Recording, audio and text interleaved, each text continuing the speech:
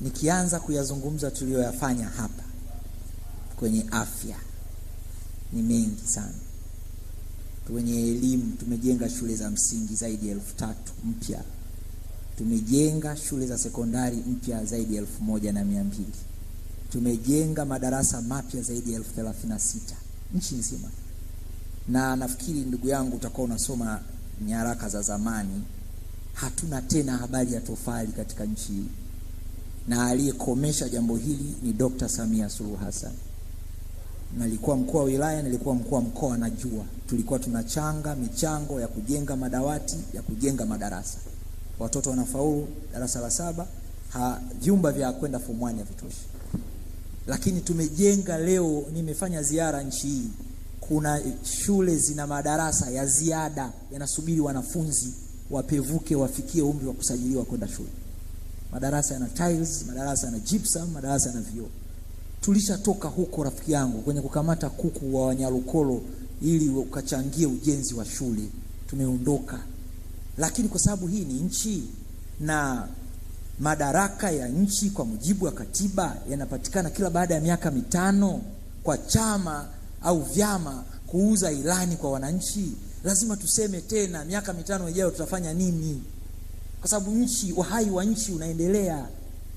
Tumetoa ruzuku kwa wakulima huko paka kwa Nyororo kule Mufindi, Kilolo, wapi watu wanalima. Tumeongeza uuzaji wa nyama nje ya nchi kutoka tani 1,700 mpaka tani 14,000. Hizi ni fedha zinakwenda kwenye mifuko ya Tanzania, zinakwenda kwenye uchumi. Kwa hiyo tunapozungumza mipango haimaanishi hatujafanya. Tumefanya kazi kubwa sana kwenye nchi.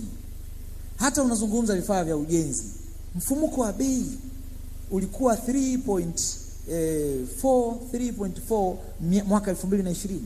Leo mfumuko wa bei katika nchi yetu ni digit 3.3.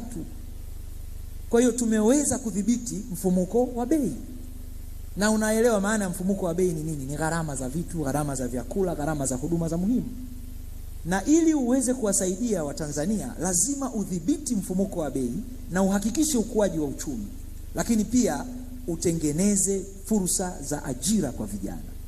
Umeme wa uhakika. Tulikuwa na vijiji 8,000 vina umeme. Leo tumepeleka vijiji zaidi ya 12,100 na tumemaliza vijiji vyote.